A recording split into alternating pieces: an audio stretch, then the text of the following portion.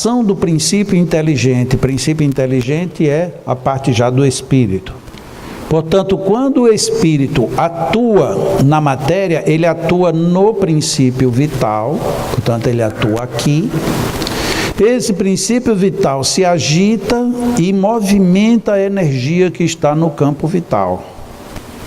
Por isso que esse campo vital ativo é a mesma coisa que a vida orgânica. E isto tanto vale para espírito com E maiúsculo como com E minúsculo. O que quer dizer isso? Allan Kardec, no Livro dos Espíritos, chama a atenção. Quando eu falar espírito com E minúsculo, eu estou falando espírito no sentido genérico. E quando eu falar em espírito humano, eu falo com E maiúsculo.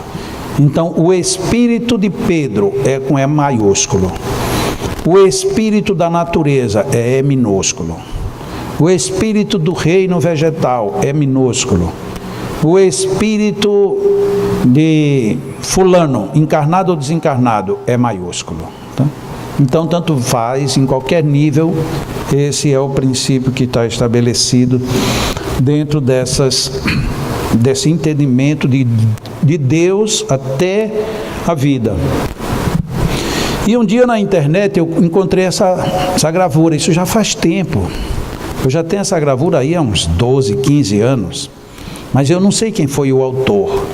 Eu apenas aproveitei a foto, porque eu costumo de fazer assim. Imaginemos aqui, isso daqui é uma vela. Quando eu acendo a vela, surge o fluido cósmico. E aqui dentro desse fluido cósmico, começa a surgir matéria, energia, fluido vital, e dependendo da combinação, chegamos à vida. Aqui nós temos exatamente isso. Aqui eu tenho o fluido universal, aqui eu tenho o fluido cósmico, e aqui eu tenho tudo o que surgiu do fluido cósmico. Um verdadeiro universo. Isso é que foi bacana para Allan Kardec chegar a uma dedução dessa, sem ter a noção de campos energéticos como a gente tem hoje. Porque, como eu vinha dizendo antes, naquela época não poderiam ocupar duas coisas ao mesmo tempo no mesmo lugar no espaço. De repente, quando eu entendo o campo energético, aqui eu tenho um pavio, aqui eu tenho fogo de determinada frequência ou de caloridade, aqui outra, aqui eu tenho uma luz, variação de cor, eu tenho ondas de calor que se afastam, eu tenho ondas luminosas que vão apresentar tonalidades, sombras, escuridão, ou seja, tudo isso dentro de um mesmo ambiente. É o que nos possibilita raciocinar quando já saímos um pouco além da física de Newton, que era isso que Allan Kardec propunha. A gente ficou muito tempo, porque o próprio Allan Kardec teve dificuldades. E as dificuldades dele foram exatamente por isso, porque ele estava lidando com algo que precisava um outro conceito, e esse conceito não existia na época. Aquela proposta de Erasto, falar da mãe e da avó ao mesmo tempo, era exatamente quando ele se referia ao fluido universal. Então esse fluido universal era ali a matriz de tudo, e ao mesmo tempo era a matriz de si mesmo. Como era que a gente poderia interpretar isso lá na frente? Prevaleceu, só que poucas pessoas percebem, porque talvez a gente leia muito rápido, ou até nem leia. Eu costumo de brincar assim, a gente vai e tem evangelho no lar. Aí, para a gente não ficar numa obrigação muito rigorosa, a gente diz, não, nosso evangelho vai ser uma leitura aleatória. Que é bom, ler aleatório é bom porque a gente não tem a obrigação de na semana que vem ter que rever o que fez na semana passada. Aí a gente pega lá o evangelho e aí abre. Quando abre que olha, a mensagem não começou em nenhuma das duas páginas, portanto começou na outra. A gente faz, não, vamos escolher outra. Por quê? Porque aquela é grande demais para a gente ler no evangelho. A gente foge assim, que é um negócio sério. Em vez da gente aproveitar, hoje tem uma mensagem mais robusta. Nada, a gente quer uma mensagem assim de 2 linhas. Se não tiver de 2, vamos para 4, 5, ou então se for muito longa, a gente vai ler só o primeiro parágrafo. Aí em cima do primeiro parágrafo a gente quer deduzir tudo o que foi dito. Parece que o negócio não está bem explicado. Temos dificuldades, né? Hoje, agora nos 2 intervalos, eu ouvi comentários exatamente assim: nossa, você falou coisas ali que a gente leu, mas parece que a gente nunca leu. Eu digo, pois é, a gente leu, mas não leu. É o que Jesus já dizia: tem que ter olhos de ver e ouvidos de ouvir. Porque ver eu vi, eu leio, eu li. Mas, e o que é que ficou? Não, mas eu já li o livro dos Espíritos todinho. Eu digo, quantas vezes? Aí é para ler mais de uma. Eu digo, você só leu uma? Foi, eu li assim muito rápido. Eu digo, então não ficou nada. Você assistiu um filme rápido, já não fica? Imagina o livro dos Espíritos, que fica mexendo com você. Quer ver só? A questão 388 do livro dos Espíritos. O que trata dessa questão? Lógico, vocês não precisam saber, eu que tenho a obrigação de saber. Trata de relacionamento humano, inter-relação pessoal. E o que é que Allan Kardec pergunta? Ele pergunta se o encontro fortuitos de duas pessoas que se antipatizam se deve a quê? Olha, se em vez de perguntar Allan Kardec, a gente perguntar dirigente espírita ou mesmo a guia espírita, eles não vão entender Allan Kardec nunca. Chegar alguém vamos ser honestos, ninguém precisa olhar um para o outro, vamos olhar só para a gente. Chegar alguém para mim e disser assim: Jacó, eu conheci uma pessoa, mas olha, eu não fui com a cara, mas de jeito nenhum. A gente está na mesma sala, mas olha, eu respiro fundo. Quando eu olho para a pessoa, aquilo me dá um mal-estar. Mas eu não conheço a pessoa, ela nunca olhou para mim, não me faz mal. O que é que tem entre eu e essa criatura, Jacó? Qual é a resposta que a gente dá? Vamos ser honestos. É de outra vida. Só pode ser o inimigo do passado. Pronto. Então qual é a resposta que os Espíritos deram para Allan Kardec? Não foi essa. Pronto. Aí já começa a complicar a vida da gente. Aí quando você diz que não é assim, a pessoa diz, não, mas esse cara está contra Allan Kardec. Não, é o contrário. Você está a favor de Allan Kardec, é tão contundente que parece que você está contra ele. Porque o que Allan Kardec recebeu dos Espíritos sobre isso? Vocês se lembram? Claro que se lembram. Agora vocês querem saber se eu me lembro. Então eu vou dizer para vocês verem que eu me lembro também. O piloto desta ciência é o magnetismo, que um dia compreendereis melhor. Pronto. Como é que é? Quer dizer que eu não gosto de uma pessoa, que a pessoa nunca me fez mal, eu não sabia, nem sei de onde ela veio, nem do nada, ela entrou aqui de gaiato, e eu não gosto, não vou com a fachada, meu sangue não bate, a gente tem todo tipo de desculpa. Por quê? Ou é negócio de reencarnação ou é obsessão. Allan Kardec recebe dos Espíritos que não é nem uma coisa nem outra. É uma ciência que está por trás disso, chamado magnetismo. A gente continua conversando, depois ela veio pedir alguma coisa a ele. Quando ela vem com a mão para ele, para tocá-lo, aí ele fez assim. Como que se fosse um boxeador. Eu digo, epa, tem alguma coisa estranha nessa relação. No dia seguinte, quando a gente ia para o centro continua apaixonada por ele. Mas tem horas que é difícil a gente se tocar. Eu digo, muito bem, então vocês, para terem relações sexuais, simplesmente um olhar para o outro e vamos, é assim? Ela disse, não, mas é quase isso, Jacó. Quando um quer que o outro quer mesmo, que o negócio já vem, que às vezes não passa dias sem ter relações. Aí um agarra o outro, é quase que uma briga. A coisa nunca vem assim, olho no olho, alisado, não, o negócio não tem indireta não, vai que vai. Mas por que, Jacó? Digo, porque tem essa antipatia magnética, mas a gente já está chegando, depois do curso a gente continua a conversa. Lógico que ela ficou rezando para o curso acabar logo, né? Porque se fosse homem não está nem aí para essas coisas. Não, mulher que fica em cuca logo. Não é assim, pode perguntar, os homens não estão nem querendo saber, é tanto fazer assim, mais tarde a gente faz uma sessão só com as mulheres, aí eu vou explicar como é que se faz, para os homens não saberem. porque eles não são curiosos, não estão nem aí vocês ficam sabendo como resolver. Aí eu cheguei na volta, falei para ela, disse, olha, você vai fazer o seguinte, você vai fazer uns dispersivos nele. Ele disse, ele não vai deixar que ele não é espírita? Eu digo, não, tenha calma, deixa eu lhe explicar. Você vai fazer uma massagem nele. Eu disse, massagem? Sim, mas eu não sei fazer massagem, sabe. Aí um negócio que mulher já nasce sabendo é fazer massagem. Pense um negócio que mulher sabe fazer. Você vai fazer uma massagem nele. Mas é cômodo, primeira coisa, você só vai fazer depois que eu for embora. Porque senão ele vai dizer, isso é coisa de espiritismo, aí ele não vai dificultar. Então deixa eu ir embora. Uma semana depois, aí você chama ele, deita ele na cama, põe ele de costas.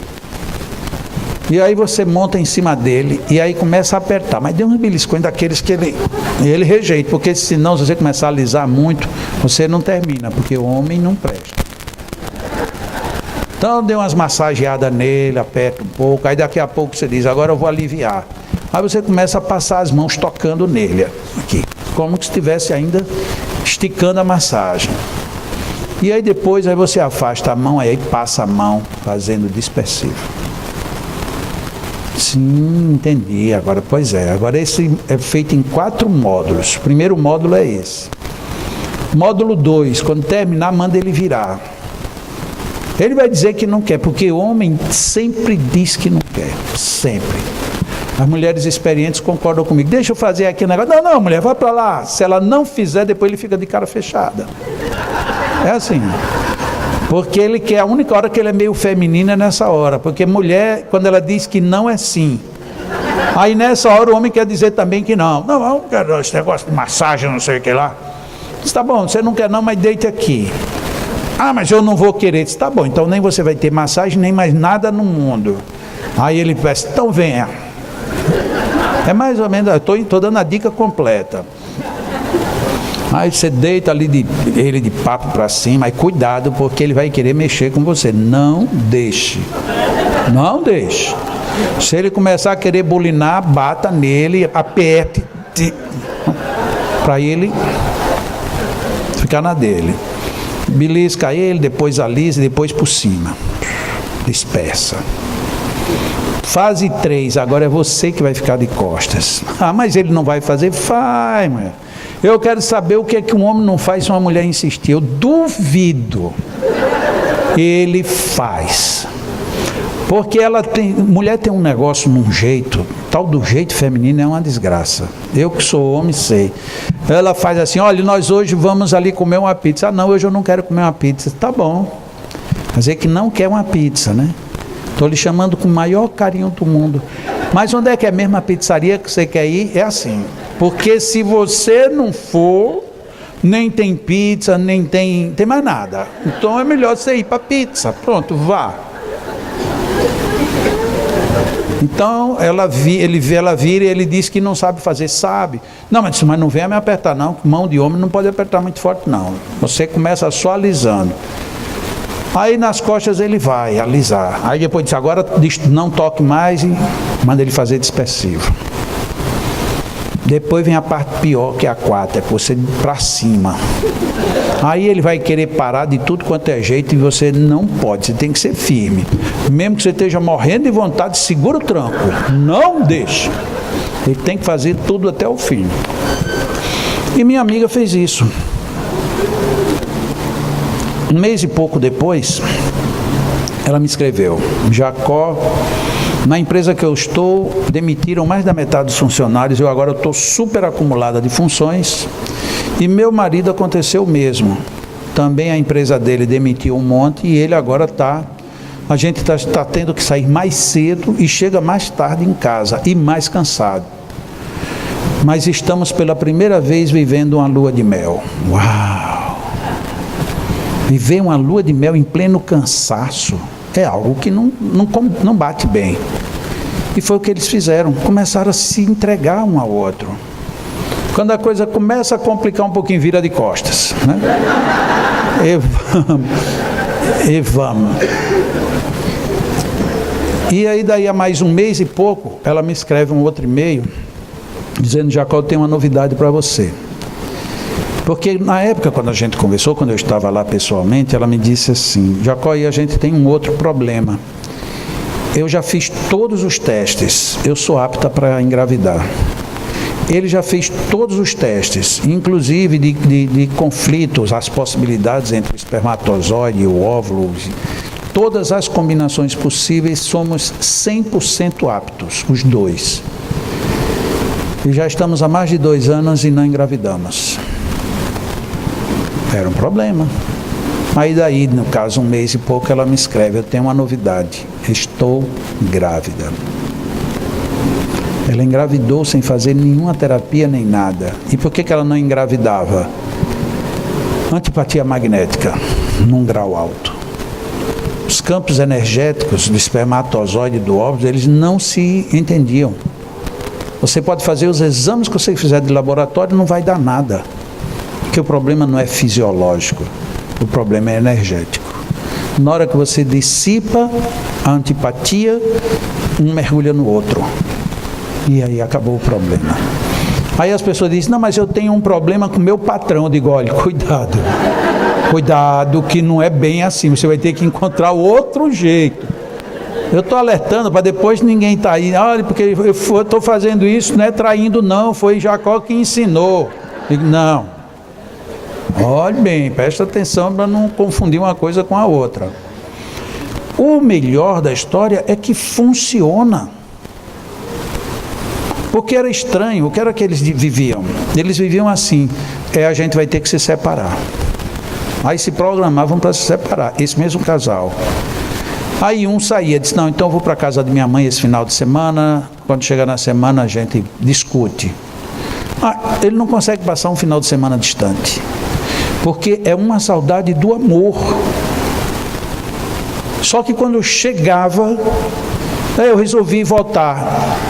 Você resolveu voltar, mas você não disse que ia ficar? Volta tudo de novo. Você não consegue controlar o impulso, porque você quer, mas ao mesmo tempo você repulsa. E o que era interessante que ela disse: ó, Jacó, eu estou aqui em casa, só eu e ele, portanto não tem ninguém. E eu estou cuidando aqui de alguma coisa, aí ele chega por trás, toca em mim, vai falar alguma coisa. No que ele toca, é como se eu recebesse uma descarga elétrica. Eu me desestruturo. Ai, o que foi? Você quer me matar de susto? Tá bom, desculpa aí. Eu estava só... E o outro toma um susto também, porque, nossa, ele chega delicadamente, vai te tocar e você reage violentamente. Na cabeça dele passa o quê? Não, ela já não gosta mais de mim, ela tem um problema aqui, está grave. Aí ela disse: Jacó, um dia a gente saiu, fomos numa festa. E a gente estava conversando, quando alguém chegou por trás e bateu em mim. Eu disse: oi, tudo bem? E ele disse que ficou olhando aquilo. Eu disse: como é que é? Eu toco nela, ela faz aquele escândalo.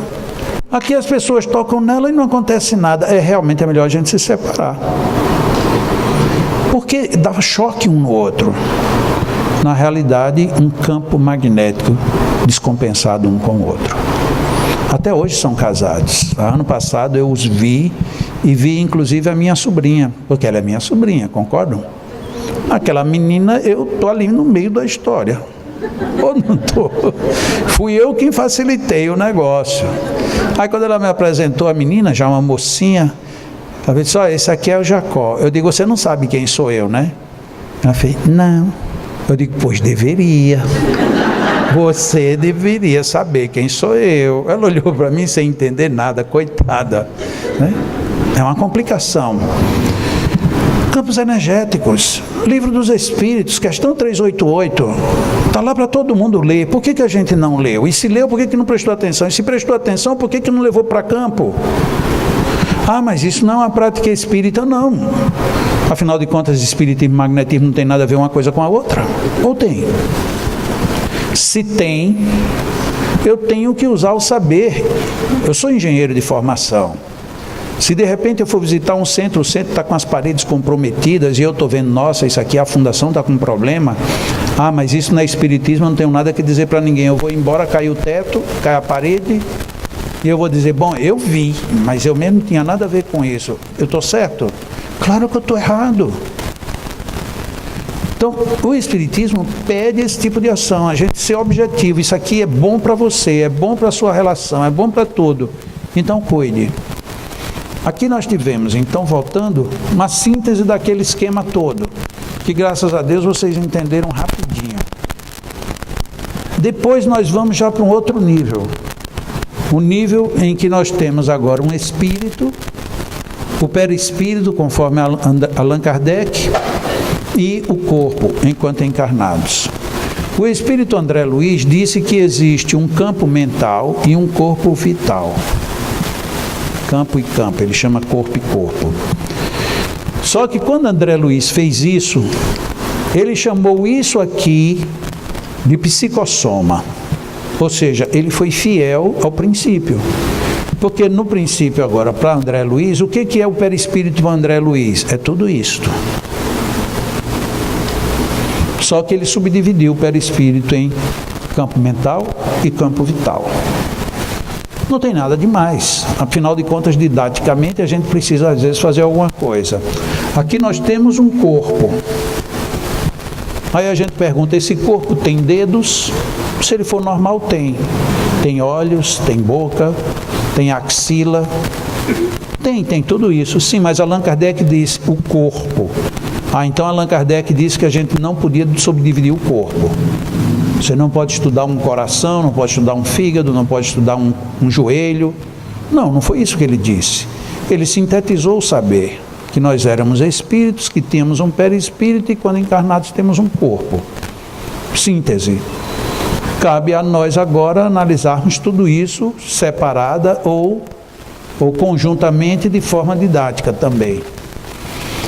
O espírito é o ser, é o dono, é o prioritário.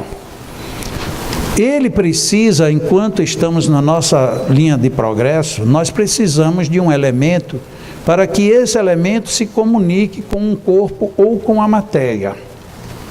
Se eu estou encarnado, matéria com matéria vai direto. Se eu estou desencarnado, eu aqui vou precisar de zonas para poder atingir aquela. Assim é que funciona. Muito bem. Nós somos espírito, temos um campo mental, perispírito propriamente dito, campo vital e corpo.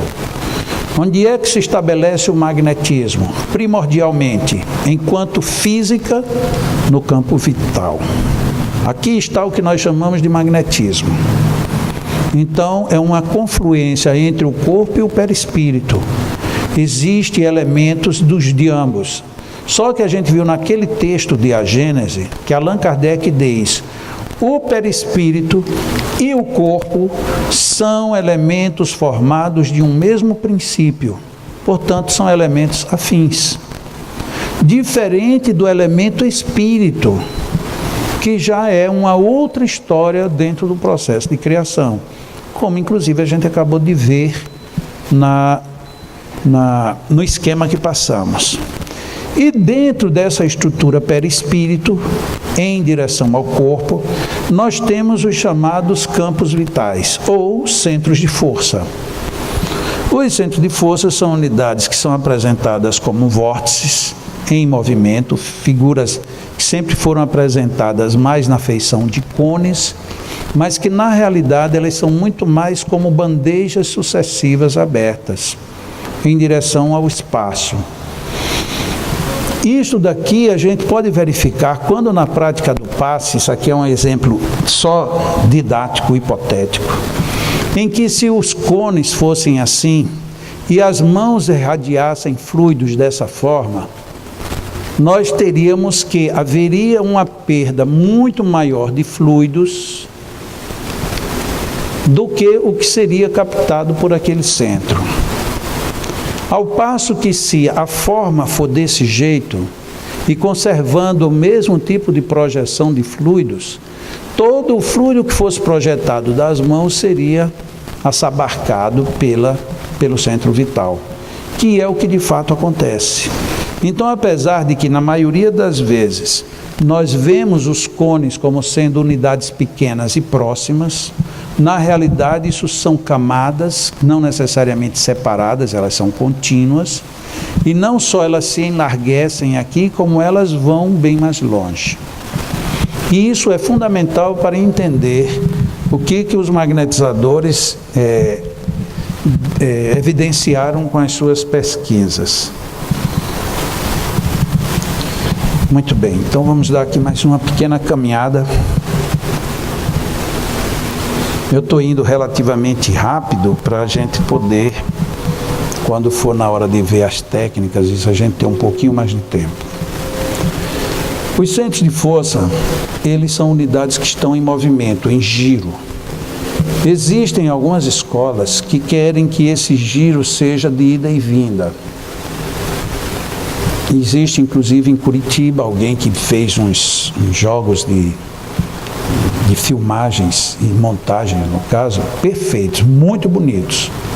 Muito bonitos. Quem fez aquilo ali é uma pessoa que tem uma habilidade muito grande e conseguiu montar um esquema muito bonito. Entretanto, na minha visão, aquilo não explica determinados comportamentos das absorções ou doações energéticas. Então, eu particularmente me permito não concordar com aquilo de que os centros estejam assim e assim. Na minha visão, existem dois movimentos nos centros de força. Um é o de giro e o outro é de pulsão, para dentro e para fora.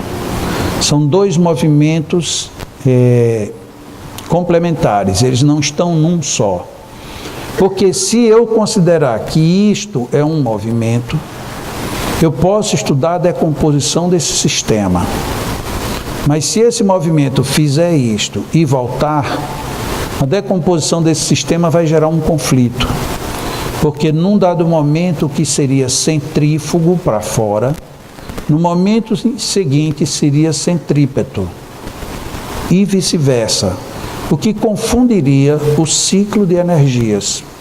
Que hoje se sabe já com muita segurança que esse ciclo energético ele obedece um padrão, e um padrão natural, não foi um padrão que alguém criou. O padrão que foi definido é um padrão fruto da observação, que é um padrão em que ele existe, sempre vindo da alta frequência para a baixa frequência.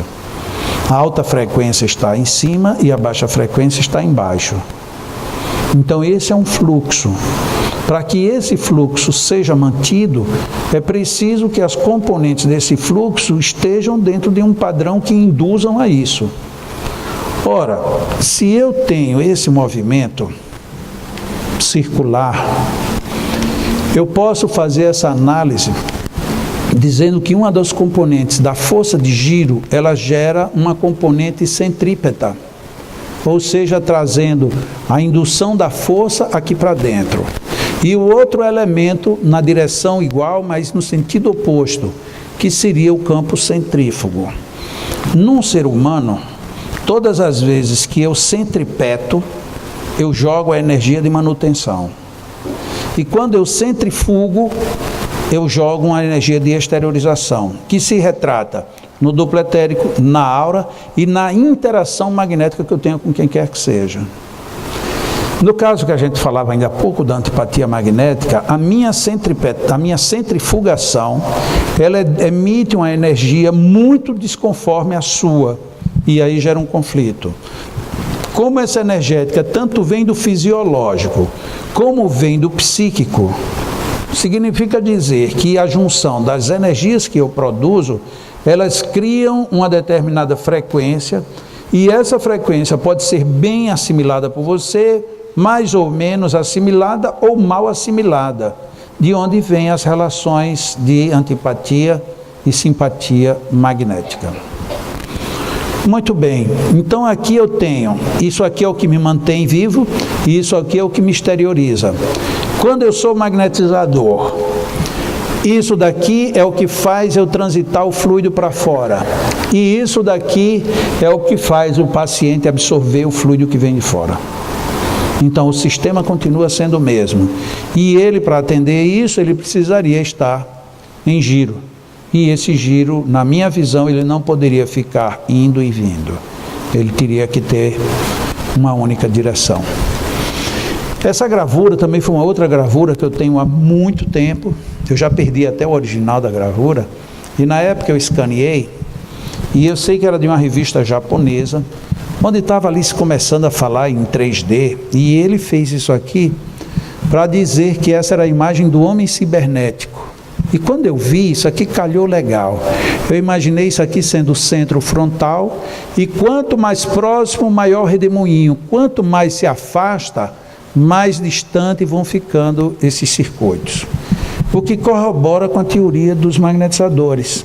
Porque eles disseram que quanto mais próximo você aplica um fluido, ele é mais ativante. E quanto mais distante, ele é mais calmante.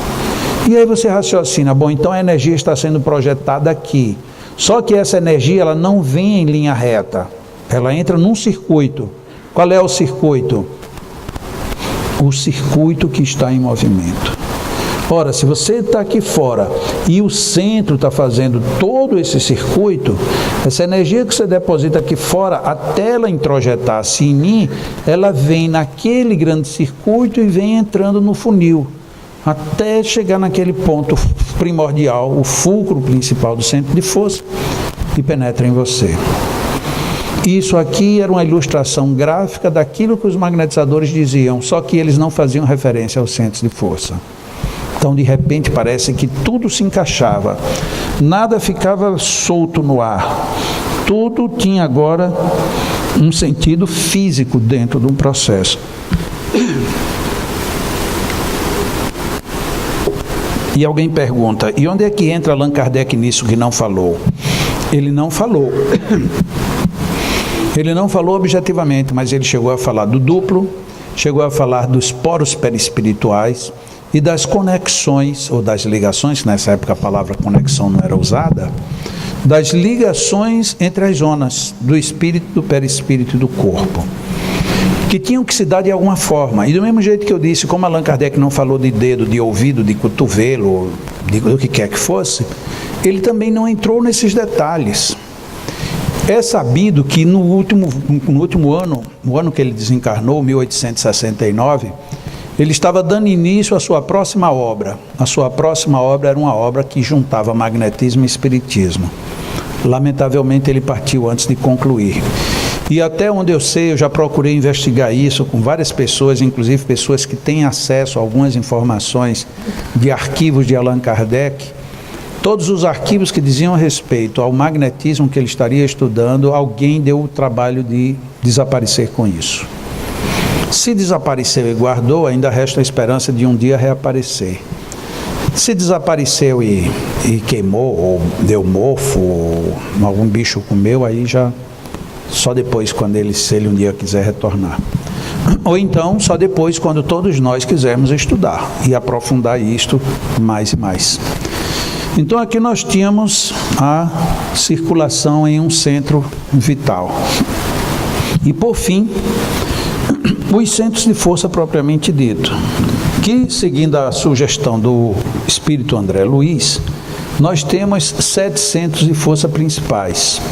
No livro O Passe, há uma distorção aqui. O esplênico estaria aqui e o gástrico aqui embaixo. No livro Manual do Passista, o gástrico está aqui e o esplênico está aqui. Só que o esplênico aqui também está errado. Na realidade, ele está aqui bem mais em cima. Então, nós temos aqui uma inversão. Esse gástrico que aqui está, ele na realidade ele está bem aqui. Porque o centro gástrico, ele está literalmente em cima do alto do estômago, daquela região que a gente chama de alto do estômago, ou epigastro. É aqui onde funciona o centro gástrico. Tanto é verdade que todo mundo, quando começa a magnetizar, de alguma forma, sente isso aqui ou girando, ou empurrando para dentro, ou estufando, coçando, furando. Todo mundo sente no gástrico alguma coisa. Então, isso é uma característica, inclusive sinalizadora de que o gástrico está aqui. E depois temos o esplênico, que fica pouco abaixo da altura do gástrico. Então, o gástrico está aqui, normalmente medindo 2 dedos abaixo. Nós tiramos aqui na lateral, 2 dedos abaixo, e aqui encontramos, na altura do baço, a entrada do centro esplênico. A diferença é que o gástrico está aqui na frente e o esplênico está do lado, mas ele não está a 180 graus. Enquanto o gástrico abre aqui para frente, O esplênico, ele está aqui lateral, mas ele abre aqui como que formando 45 graus com o eixo frontal. Então ele não abre aqui formando o ângulo de 90 graus, mas um ângulo de 45. Então, lá com André Luiz, nós vimos a sugestão desses 7 centros principais. Já lá no livro passe eu aceitei e deixei por aí, mas tem mais coisa. E essas coisas a mais a gente vai ver daqui a 20 minutos.